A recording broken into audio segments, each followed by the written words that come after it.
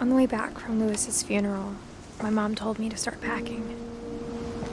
She waited until the day before we left to tell Edie. I'm not sure if she wanted to make it easier or harder.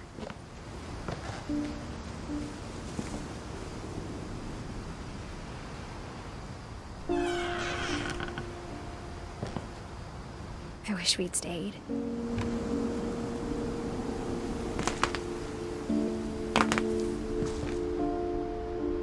But I understand why we left.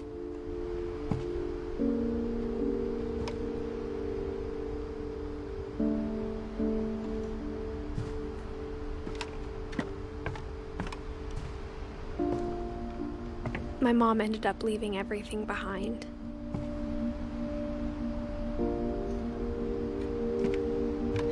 What happened that night had been coming for a long time. Maybe it should have come sooner.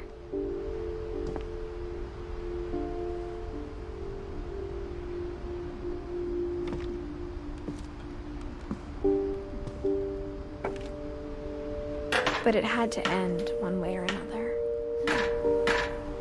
All that's left now is to tell you about that last night.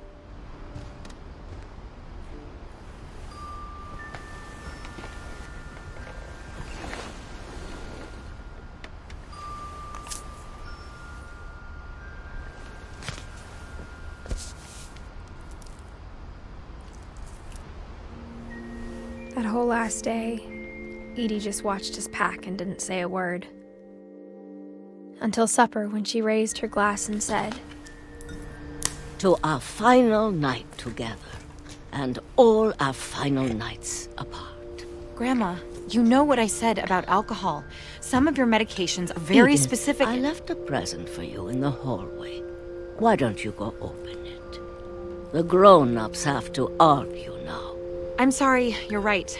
We're all leaving tomorrow. Let's just enjoy our last... I'm not leaving. Edith, you're excused.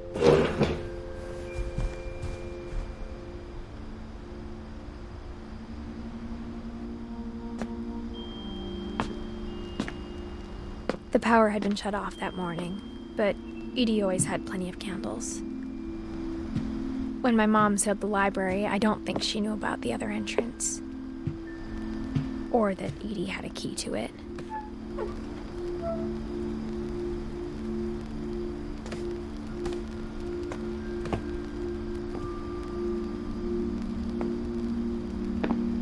That thing you're afraid of isn't going to end when you leave the house.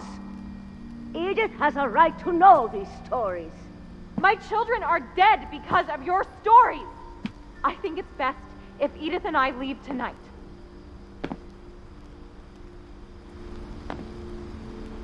We'll have the nursing home send a van for you in the morning, okay?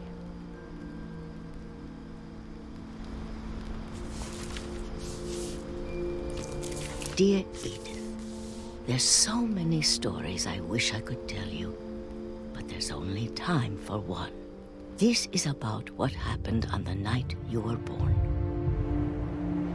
That night, the tide went way, way out.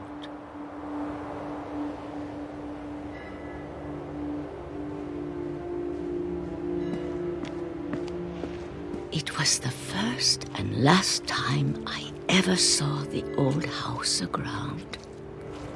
There'd been an earthquake out in the middle of the ocean. They called it the lowest tide in 1,000 years. God, it smelled awful. You know, I've seen that house every day of my life.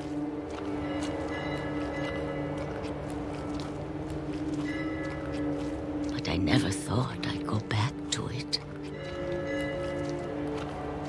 When the fog rolled in, I lost my way.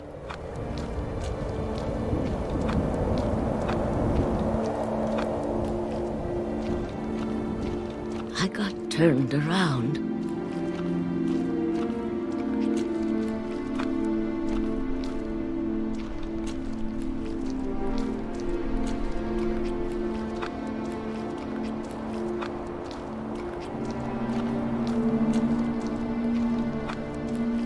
For a while, I wondered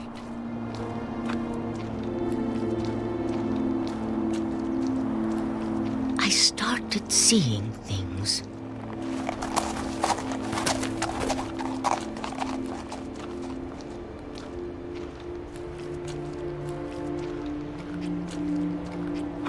Things I'd forgotten had ever existed.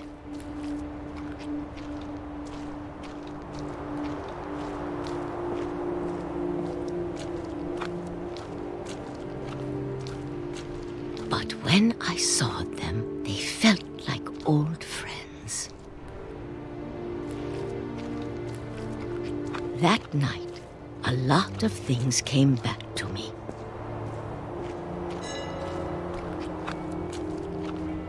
Or maybe I came back to them.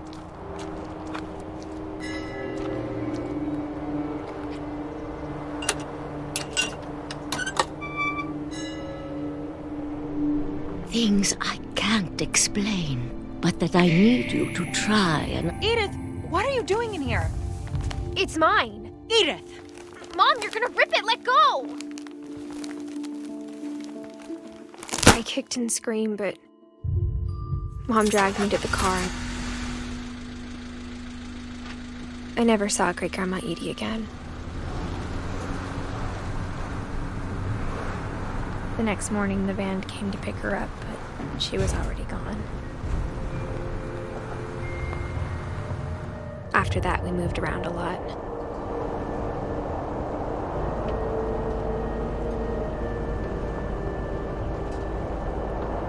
We both tried to make the best of it.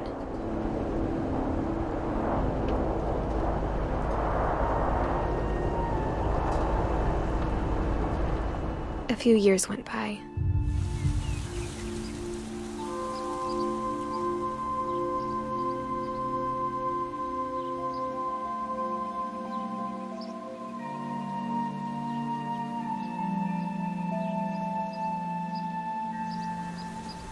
My mom didn't like to talk about it, but she started getting sick a lot. The rest happened pretty quickly.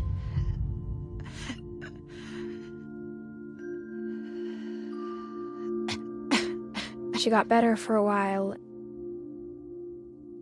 and then she didn't. And then I was alone.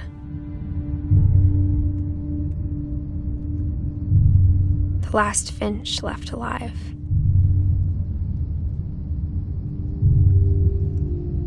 Until I found out about you. I'm still not sure what to tell you about all this. If we lived forever, maybe we'd have time to understand things. But as it is, I think the best we can do is try to open our eyes. And appreciate how strange and brief all of this is.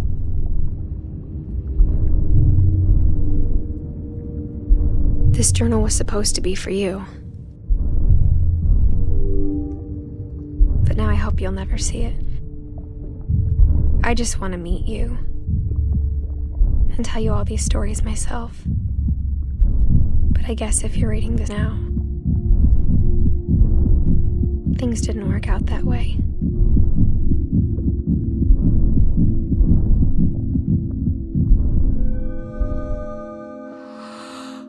This is where your story begins. I'm sorry I won't be there to see it. It's a lot to ask, but I don't want you to be sad that I'm gone. I want you to be amazed that any of us ever had a chance to be here at all.